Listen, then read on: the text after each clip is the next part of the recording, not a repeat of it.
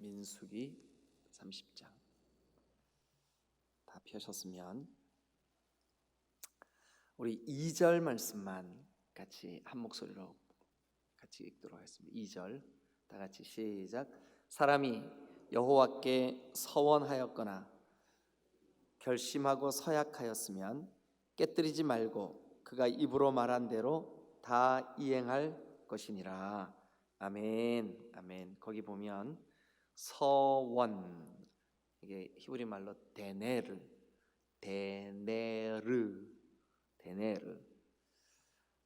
이 서원은 자기의 재산 중의 일부를 혹은 또 자기 자신을 주님 앞에 바치겠습니다. 이게 이제 서원이에요. 서원. 그 다음에 그 2절에 보면 중간에 서약이라고 있죠. 동그라미 한번 쳐보세요. 서약. 이거는 이사르. 이 서약은 뭐냐 하면 내가 하나님의 그 은혜가 너무 감사하고 하나님이 하신 그 일이 너무 놀라워서 앞으로는 내가 절대로 술을 입에 대지 않겠습니다. 머리에 칼을 대지 않겠습니다. 또 내가 주의를 범치 않겠습니다. 뭐 이렇게 약속하는 것, 절제를 약속하는 것, 이게 바로 이사르, 서약. 서원하고 서약은 사실 거의 뭐 비슷한 의미를 갖는 말이긴 한데 약간의 차이가 있다 그러면 서원은 재산이나 혹은 나의 무언가를 주님 앞에 드리겠습니다 하는 거라면, 서약은 내가 뭔가를 절제하겠습니다. 이게 서약이에요. 자, 오늘 이제 민수기 30장도 28, 29장에 이어서 가나안 땅에 들어가면 너희가 이런 삶을 살아라. 가나안 땅에 들어와서 너희는 내 백성이 되고 나는 너희 하나님이 되어 너희는 이런 삶을 살아라. 그 연장선에 있습니다. 그런데 오늘 이 30장에는 서원 혹은 서약에 대한 규례, 너희가 가나안 땅에 와서 살 때 이렇게 서원하고 또 이렇게 서약해라 하는 그런 말씀이 기록이 되어 있습니다. 우리 주변에 흔히 하나님께서 어떤 정말 치료가 어려운 질병 가운데서 우리를 건져 주셨을 때, 하나님 정말 그 은혜 감사합니다. 제가 이제 저 자신을 하나님을 위해 드리겠습니다. 그래서 제가 목회자가 되겠습니다. 선교사가 되겠습니다.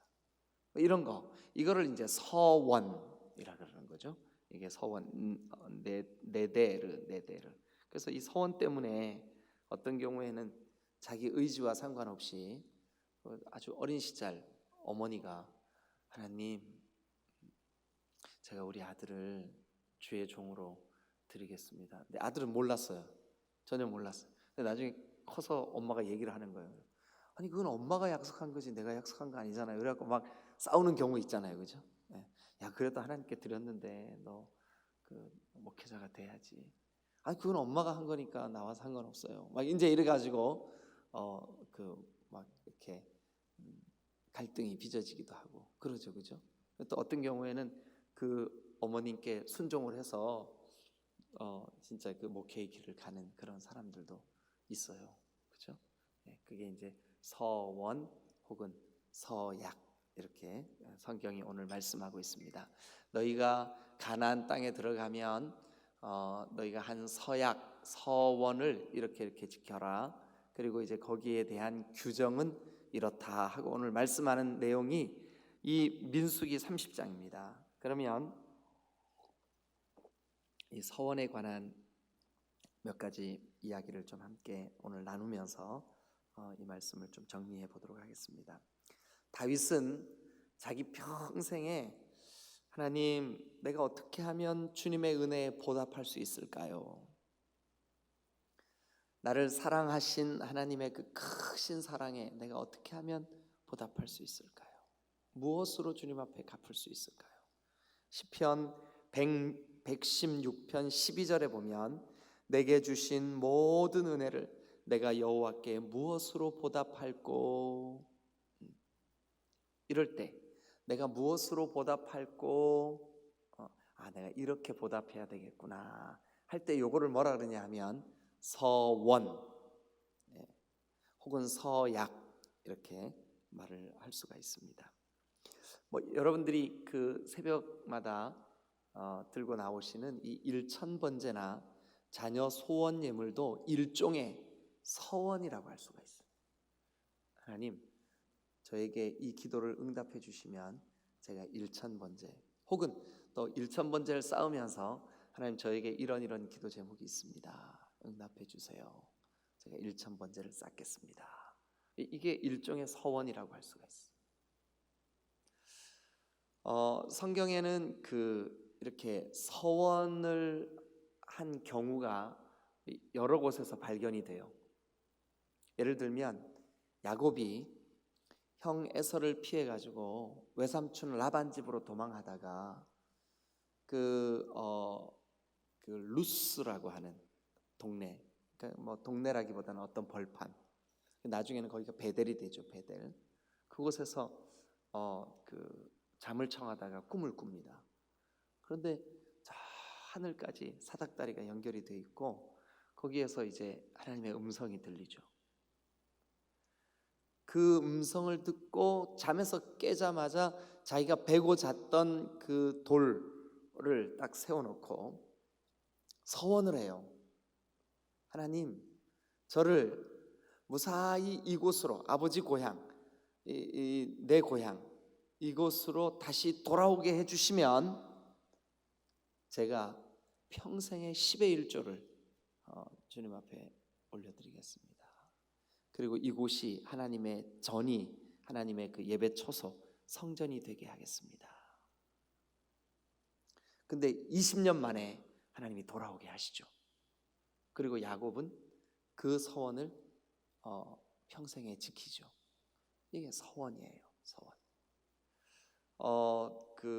이미 우리가 레위기를 할 때 이 서원에 관한 규례를 한번 같이 나눈 적이 있었습니다.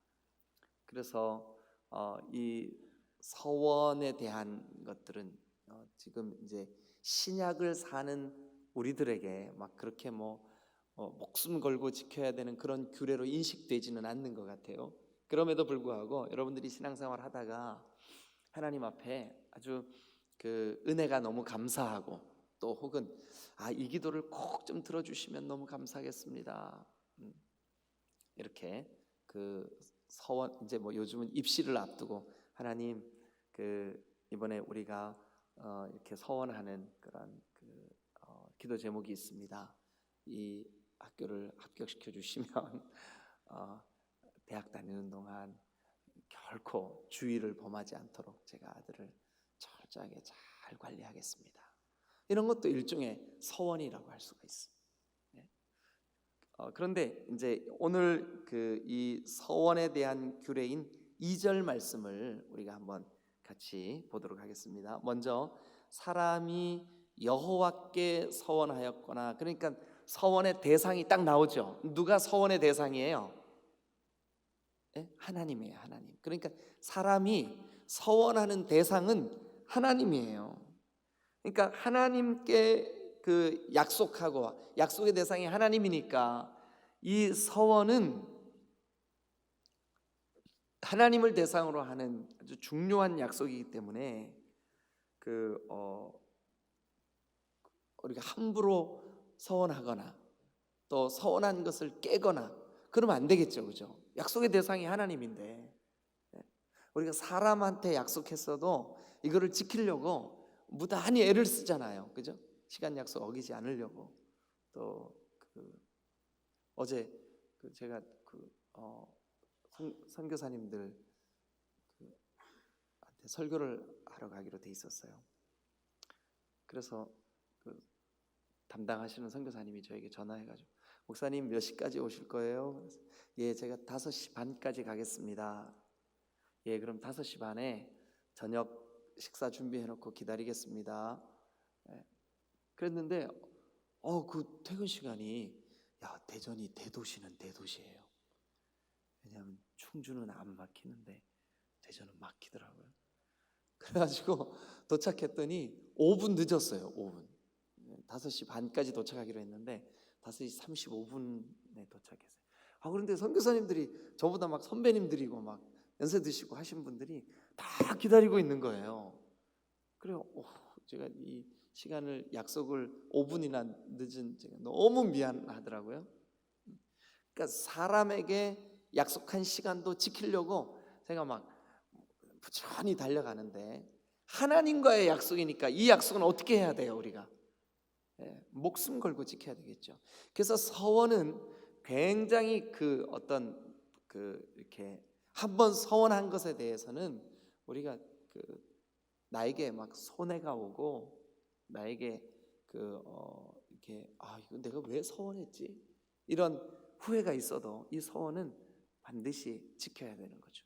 자, 우리 성경을 한 곳 좀 찾겠습니다.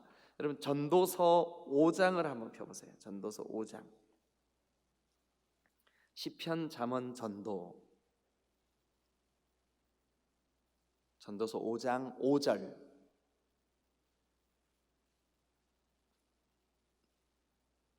다 같이 한번 읽겠습니다.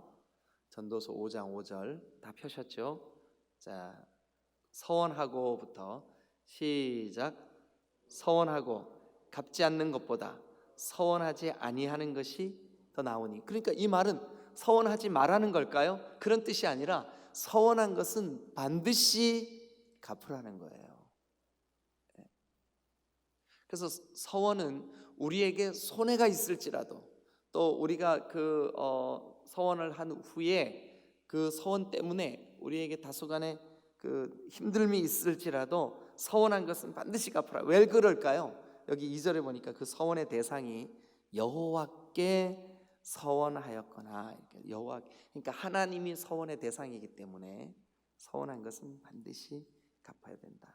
그 다음에 2절을 계속해서 볼게요. 사람이 여호와께 서원하였거나 결심하고 서약하였으면 뭐 하지 말아요? 깨뜨리지 말고. 서원한 것은 파약, 즉 깨뜨리지 말라는 거예요. 여러분, 사람이 얼마나 마음이 쉽게 변해요, 그죠? 막 새벽에 주님 앞에 와서 기도할 때는, 하나님, 나 주님 없이는 못 살아요. 정말 주님 사랑합니다. 막 감격을 해요. 그런데 딱 저 예배당 문 열고 하루 일과가 시작돼요. 막 나가자마자 준비하고 출근하고 막 이제 하루 일과를 시작을 해요. 근데 하루 동안 한 번도 하나님을 생각을 안 해. 그리고 이제 저녁 때 잠자리에 들 때쯤, 주님, 제가 너무 멀리 떠나 있다가 돌아왔네요. 그리고 이제 다시 주님의 이름을 불러요. 우리 마음이, 어떤 사람이 배를 타고 이제 하여튼 어디를 갔는지 여행을 하는지, 하여튼 풍랑을 만났어요. 그래 막 풍랑을 만나가지고 큰일 났어요. 거의 막 죽게 생겼어요. 물이 막 배에 들어오고 막 난리가 났어요. 그랬더니 이 사람이 그 뱃머리에 멀미를 하고 막 그러면서, 이제 죽는구나. 그럼 내가 뭐 이렇게 죽으면 내가 가지고 있던 재산이 무슨 소용이 있고 무슨 소용이 있겠어. 그러면서 하나님 앞에 이렇게 기도했어요. 하나님, 저를 이 풍랑 가운데서 살려주시면 제가 소 100마리를 하나님께 드리겠습니다. 그래가지고 막 간절히 막 뱃머리를 붙잡고 막 몸을 흔들면서 멀미하면서 기도했어요. 하나님, 저를 살려주시면 소 100마리 드릴게요. 소 100마리 드릴게요. 그런데 진짜 기적처럼 그 풍랑 가운데서 그 바닷가로 이렇게 살아나왔어요. 그래서 살아나오면서 이제 배에서 딱 내리면서, 하나님, 100마리 너무 많아요. 50마리만 드릴게요. 그래가지고 이제 집을 향해서 이렇게 걸어오는데 저 집이 보여요. 근데 자기를 맞아줄 아내가 밖에 나와가지고 남편이 오나 하고 두리번거리는 거예요. 아내 얼굴을 딱 보는 순간, 하나님 50마리 내가 미쳤지. 왜 그런 약속을 했는지 모르겠어요. 한 마리만 드릴게요. 그래 이제 집에 가가지고 그 아내한테 이제 이 사실을 얘기를 해야 되잖아요. 그래 얘기를 하려고 딱 하는 순간 자기 소들이 눈에 보이는데 저 한 마리가 막 몇백만 원 가는 거예요. 그래, 주님 없었던 걸로 해주세요. 이게 인간의 마음이에요. 우리의 마음이 막 급할 때, 이게 빨리 하나님 응답해 주시지 않으면 안 될 때, 그럴 때는 막 우리가 서원해요. 막 서원을 남발해요. 하나님 이 위기에서, 이 상황에서 나를 건져 주시면 제가 이렇게 하겠습니다. 이것을 주님 앞에 내어드리겠습니다. 이런 결단하는 삶을 살겠습니다. 근데 막상 하나님께서 그것을 응답하시면 우리가 잊어버리거나 그 약속을 가볍게 여길 때가 있어요. 자, 다시 2절을 한번 봅니다. 사람이 여호와께 서원하였거나 결심하고 서약하였으면, 같이 읽어주세요. 뭐라고요? 깨뜨리지 말고. 다시 한번 뭐라고요? 깨뜨리지 말고. 어떻게 하래요? 그가 입으로 말한 대로 다 이행할 것이니라. 그래서 여러분, 우리가 서약을 하고 서원을 하면 하나님께 내가 약속을 했구나, 약속의 대상이 하나님이구나, 나에게 손해가 오더라도 이것을 지켜야 되는 거구나, 그리고요 한번 약속한 것에 대해서는 파약하면 안 되는 거구나. 이게 서원의 특징이고 서원의 내용입니다. 자, 그 다음에 이제 3절 말씀을부터 한번 우리가 보겠습니다. 근데 어떤 여자가 어려서 서원을 했어요. 이제 중고등학교 학생인데 여자아이가 하나님 앞에, 하나님 제가 하나님이 주시는 은혜가 너무 감사해서 저는 이렇게 할래요. 근데 그 아이가 어려. 근데 아버지가 이제 그 딸의 서원을 듣고 얘가 이렇게 서원했구나. 근데 이제 5절 한번 봅니다. 그러나 그의 아버지가 그것을 듣는 날에 허락하지 않으면, 그러니까 딸아이가 아직 어린데 서원을 했어요. 근데 아빠가 그걸 듣고 허락을 안 했어. 그러면 그 서원은 어떻게 될까요? 그 서약은 무효다. 왜 그럴까요? 하나님이 그 딸 아이의 질서, 하나님과의 관계 속에서 그 딸 아이의 질서로 누구를 그 머리 위에 세워 놓으셨냐면 아버지를 세워 놓으셨기 때문에 그래요. 그래서 한 가정의 가장, 아버지, 굉장히 중요한 거예요. 왜 그럴까요? 자녀들의 서원조차도 아버지가 이것은 애가 철이 없어서 한 거구나, 무효, 이렇게 할 수 있는 자격이 있는 거예요. 대신 그 서원을 한 딸이나 또 그 서원을 한 가정 식구들은 아버지의 권위, 아버지의 그 머리됨, 이것을 인정할 수 있어야 돼요. 그 다음에 이제 또 어디를 보시냐면 6절을 보세요. 또 혹시 남편을 맞을 때 서원이나 결심한 서약을 경솔하게 그의 입술로 말하였으면, 그의 남편이 그것을 듣고 그 듣는 날에 그에게 아무 말도 없으면 그 서원은 이행할 것이지만, 그러나 8절, 그의 남편이 그것을 듣는 날, 아내가 자기와 상의 없이, 아내가 자기 허락 없이 서원을 했단 말이에요. 근데 남편이 그건 무효야, 그 내가 허락할 수 없어. 그러면 그 서원은 어떻게 될까요? 하나님이 그거 무효로 해주신다는 거예요. 그만큼 하나님은 질서의 하나님이시고 서원에 대한 중요함을 하나님을 믿는 백성들에게 말씀하고 있는 거죠.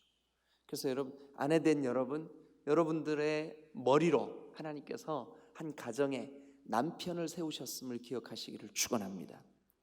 그래서 여러분들이 서원한 일조차도 남편이 허락하지 않으면 하지 않는 것이 성경적이에요. 자, 그 다음에 그렇지만 9절에 과부나 이혼당한 여자의 서원, 그것은 본인이 스스로 결정한 것이기 때문에 반드시 지켜라. 반드시 지켜라. 그래서 13절 말씀 봅니다. 모든 서원과 마음을 자제하기로 한 서약, 이것은 그의 남편이 그것을 지키게도 할 수 있고 무효하게도 할 수 있으니. 그래서 여러분들에게 어떤 특별한 기도 제목이 있을 때 남편이 불신자인 경우에는 뭐 좀 여러분들의 지혜가 필요하겠지만, 신자인 경우에는 반드시 그 질서를 순복하시기를 주님의 이름으로 축원합니다. 그래서 우리의 삶에 하나님이 하나님의 그 거룩한 은혜의 통로로 여러분들의 머리 위에 아직 결혼하지 않으신 분들은 아버지를, 또 결혼하신 분들은 남편을 세우셨음을 기억하시기를 주님의 이름으로 축원합니다. 여러분, 한나가 자기가 임신하지 못하는 것으로 인하여, 그때만 해도 아기가, 자기에게 자녀가 없으면 그 집안의 대를 끊는 거기 때문에 이것이 하나님으로부터 저주를 받았다는 의식이 짙게 깔려 있던 시대예요. 근데 아이를 못 가졌어요. 그래서 하나님 앞에 서원합니다. 하나님, 나에게 아들을 주시면 이 아이를 내가 하나님께 내어드리겠습니다. 그 여인의 서원이 하나님 앞에 얼마나 간절했는지 몰라요. 그래서 하나님이 사무엘이라고 하는 귀한 아들을 주셨어요. 그런데 이 어머니가 얼마나 기도로 얻은 아들이에요. 10년 넘게 하나님 앞에 울부짖었어요. 아들을 달라고. 그러다가 어렵게 얻은 아들이 얼마나 귀하고 사랑스럽겠습니까? 그런데 자기가 서원했기 때문에 젖대자마자 이 아이를 성전에 데려다 놓았어요. 그리고 엘리 제사장에게 맡겼어요. 심부름하는 아이로 키웠어요. 하나님은 그 아이를 정말 인류 역사에 제사장이면서 선지자면서, 그리고 또 뭘까요? 제사장이면서 선지자면서 그 시대의 리더로 하나님이 세우신 사무엘이 되었어요. 여러분, 그 한나의 소원을 하나님이 신실하게 응답하셨듯이 여러분들도 하나님 앞에 신앙생활 하시면서, 하나님, 저에게 이런 간절한 기도에 열망이 있습니다, 제목이 있습니다, 하나님 들어주시면 제가 이렇게 하겠습니다. 이런 결단이 우리에게 소원이, 이것은 지금 민수기 그 후반부는 너희가 가나안 땅에 들어갔을 때 이런 삶을 살아라 하고 하나님이 주시는 말씀이기 때문에 오늘 우리에게도 이 서원 혹은 서약의 기도가 종종 필요할 때가 있어요. 그럴 때 하나님이 우리에게 그 서원의 대상은 하나님이다, 서원한 것은 파약하지 말아라, 그리고 서원할 때 하나님의 질서를 따라 해라, 네 머리 위에 세워놓으신 그 질서를 따라서 그렇게 서원하고 약속해라, 그리고 그 서원하고 약속한 것에 대하여 내가 너에게 복을 주겠다. 이게 바로 30장입니다.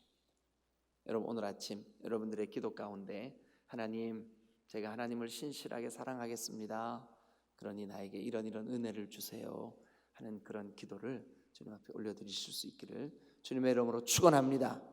할렐루야. 오늘 하루 믿음으로 주님과 동행하며 승리하는 여러분 되시기를 간절히 축원하면서 기도하시겠습니다.